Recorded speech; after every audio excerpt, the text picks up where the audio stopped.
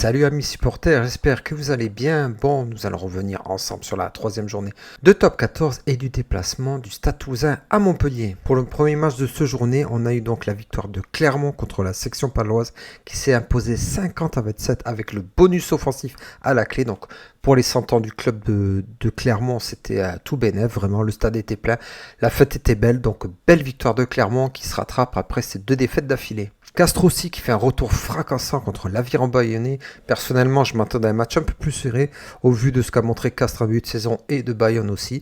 Mais non, voilà, Castres a balayé Bayonne 48-17 avec le bonus offensif à la clé. Une victoire elle aussi qui fait vraiment du bien au club du Tarn. Lyon qui a battu difficilement le Stade français 42-37.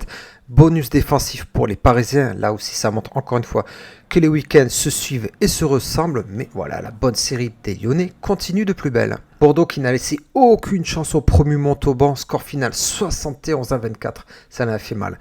Bonus offensif, bien sûr, pour les Bordelais. Vraiment prévisible. Je savais très bien que l'UBB allait envoyer du lourd. Donc, ils l'ont montré. Ils sont en forme. Voilà, donc victoire des Bordelais 71-24. Nouvelle défaite de Perpignan à la maison contre le Racing dans 3 matchs, 3 défaites, malheureusement entachées par un acte d'un supporter qui s'en est pris un joueur. D'ailleurs, le club va passer en commission. Un geste vraiment qu'on n'a pas envie de voir sur les terrains de rugby. Ça va être compliqué pour Perpignan là, qui signe une 3e défaite d'affilée. Ça va être chaud. Donc victoire du Racing à l'extérieur contre Perpignan 28-15. Pour ce qui est du match du stade, écoutez, avant de dire ce que j'en ai pensé, on va quand même féliciter bien comme il faut les joueurs de Montpellier qui ont fait une superbe rencontre. Ils nous ont bouffé dans tous les secteurs du jeu et le pire, ce qui me fait mal, c'est que en fait, un point positif qu'il y avait en ce début de saison, en fait, s'est transformé en point négatif. On s'est fait défoncer en mêlée, mais vraiment, on s'est fait concasser, j'ai pas compris.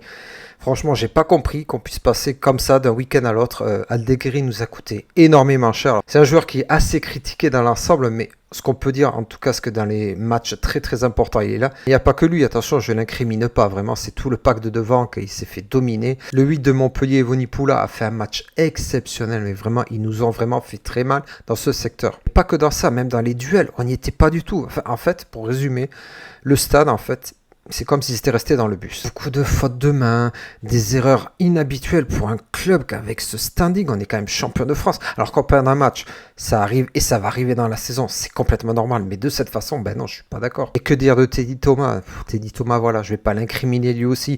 C'est un collectif avant tout. C'est un joueur qui en général offensivement est assez bon, mais défensivement, c'est la cata. Il y a énormément de joueurs importants qui sont passés à côté du match. C'est incroyable, que ce soit Bail, Marchand.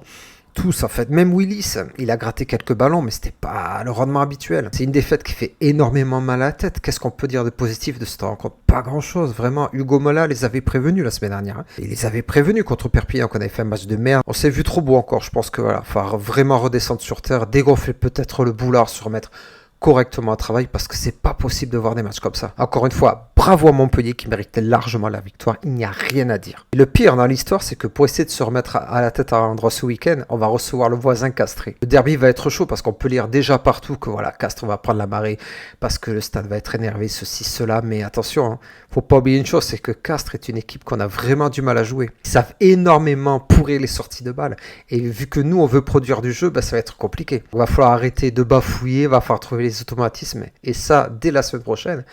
Ça va être chaud. Voilà, cette toute nouvelle vidéo est terminée. N'hésitez pas bien sûr à me laisser des commentaires, à vous abonner, à partager. Les amis supporters toulousains, n'hésitez pas à rejoindre la chaîne. Et bien sûr, je vous dis à très vite pour le programme de la 4e journée de Top 14. A plus.